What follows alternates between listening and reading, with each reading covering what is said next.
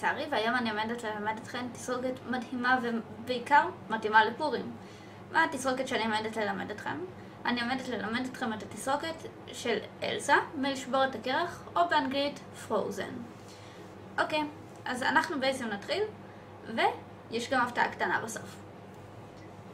אני מתחילה בזה שאני אעביר את כל השיער שלי אחורה, ואסדר גם אותו כלפי אחורה בעצם. עכשיו, אני לוקחת שני דברים. דבר ראשון, מסרק. זה המסרק האהוב עליי, תכירו. עולה 3 שקל בוואו. או תוכלו למצוא אותו כמעט בכל חנות למוצרי שיער וקוסמטיקה. ודבר שני, ספרי. מה זה הספרי הזה? סוד מים. אתם יכולות להשתמש בספרי כאילו לשיער. אני מעדיפה מים, כי אני פשוט רוצה שזה יחזיק במקום בצורה מאוד מסוימת. אוקיי, מה אני עושה עכשיו? דבר ראשון, אני אקח ואשפריץ בצדדים של השיער בעיקר טיפונת מים.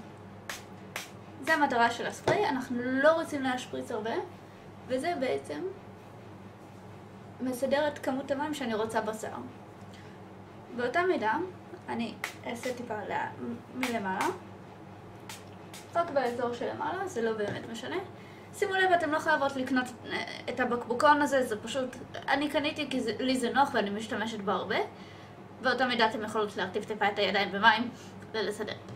עכשיו אני אקח את המסרק שלי, ובגלל שאני רוצה שהעצמה תהיה מאוד מסודרת פה בצדדים ומאוד מסוימת בדרכים שלה, אז אני אקח את המסרק ואסדר את הכיוון בעצם שאני רוצה ללכת אליו. בצורה הזאת יהיה לי אחר כך קל יותר לעבוד. שימו לב, תיזהרו, הקצה הזה חד במסרק, סליחה. אוקיי, עכשיו כשהשיער שלי כולו אחורה, יש עוד דבר אחד קטן שאני צריכה לעשות לפני שאני מתחילה. וזה בעצם לנפח את כל החלק הזה בשיער, וככה שהוא יראה בדיוק כמו בצמה של אלסה. איך אני עושה את זה? אני לוקחת חתיכה של השיער. תראו, אתם יכולות לקחת חתיכה קטנה יותר, חתיכה גדולה יותר, לא באמת משנה. קחו בחשבון שככל שהחתיכה קטנה יותר, היא תתנפח יותר, וככל שתעשו יותר שכבות זה יהיה יותר מנופח ויותר יפה. אני מחלקת אותם במקרה שלי לשתיים, אבל כל אחת תעשו בעצם איך שנוח לה. ואתם לוקחות ומסרקות לכיוון השורש. שימו לב, לא צריך עד הסוף, עושות כמה פעמים, ואז אחורה. ושימו לב איזה יופי זמן. מוזר בהתחלה, אני יודעת, אבל לטווח ארוך מאוד משתלם. אותו דבר אני אעשה פה עכשיו.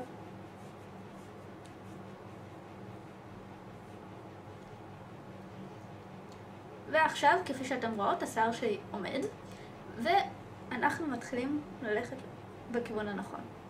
עכשיו אם תשימו לב, אני טיפה מסרקת את זה, לא ממש, לא יותר מדי, כי אנחנו עדיין רוצות שזה יבלוט. ומפה אני בעצם מתחילה לעשות מה שנקרא צמה צרפתית. אני לוקחת את השיער מהקדימה של הראש, מבערך איפה שסיימנו להגביה. לקחתי את כל החתיכה הזאת, ואני מחלקת אותה ל3 חלקים שווים. אני לוקחת, מעבירה חלק שמאלי מעל החלק האמצעי, ואז חלק ימני מעל החלק האמצעי. שימו לב שהחלק הראשון שאתם עושים הוא לא הדוק. למה? כי אחרת כל ההגבהה תהרס לכם. אם אתם רוצות שזה יחזיק בכלל טוב, מה שתעשו פשוט תתפסו את זה עם סיכות. ואז תשחררו אותם בסוף הצעה. כפי שאתם רואות, בזה שהרטבתי את השיער, עכשיו פה הוא הולך לי בצורה מאוד ישרה ומאוד ברורה לתוך הצמה כשאני מוסיפה אותו. מהשלב הזה אתם בעצם כל פעם שאתם מעבירות את השיער מעל החלק האמצעי, אתם מוסיפות שיער מהצדדים.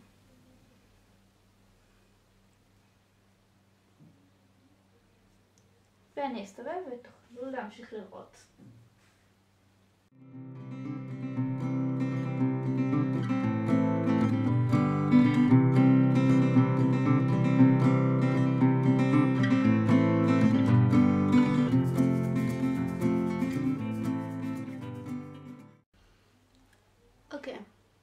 שאתם רואות, כמעט סיימתי את הצמא, ואם תשימו לב, לאורך כל הצמא לא הידקתי אותה.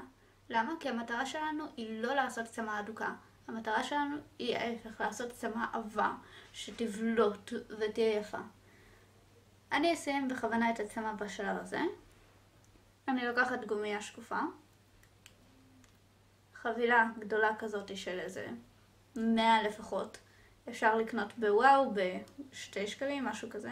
2 שקלים? 2 שקלים. שנייה. ותפסתי את הצמא. בשלב הזה, בשביל שאני אתן לצמא את העובי הזה של הצמא, ומצד אחד ומצד שני את הבלגון המסודר הזה שיש בחלק העליון של השיער, נתחיל מזה. אתם רואות? יש לי את כל השערות בייבי האלה. שיער תינוקות קוראים לזה. אני הרטבתי את זה טיפה במים והעפתי אחורה. בצד השני זה יותר בסדר. עכשיו אני אקח בעצם את המסרק שלי, ואני אבחר חתיכה קטנה של שיער ששמנו בתוך הצמא, תפוס אותו, ומשוך אותו טיפה החוצה. המטרה שלנו היא למשוך את השיער החוצה, אבל בצורה שתראה רופפת ועדינה ולא מטורפת. מלמעלה אני בכלל רוצה למשוך. והתסרוקת הזאת היא מושמת בעיקר למי שיש לה או שיער שממזכר לה פה את הפנים קצר יותר, או מישהי שיש לה פוני יחסית ארוך ודברים כאלה. כי אז היא יכולה להבליט בצורה מאוד טובה את כל החלק העליון. ועכשיו אני אלך אחורה ופשוט אנפח את הצמא ואוסיף לה כמה שיותר נפח. ובשלב הזה, לי למזלי, יש סיכות כאלה. את הסיכות האלה אפשר למצוא או באקססורייז, ראיתי אותם, או ראיתי אותם באיביי. אלה ספציפית הגיעו מאיביי, כי תכלס זה סיכות ממש יקרות. לי כבר יש אותן ולא קניתי אותן במיוחד, אז אני אזרום עם זה. כי אם תשימו לב, יש לה כמו פתיתים קטנים של שלג בתוך השיער לאלסה. הנה, אני אראה לכם שוב, ככה זה נראה מקרוב. בדיוק מתאים. מה אני עושה? אני פשוט מסובבת כל סיכה פנימה. בגלל המבנה הספירלה שלה, זה פשוט נתקע. הנה, זה הספירלה.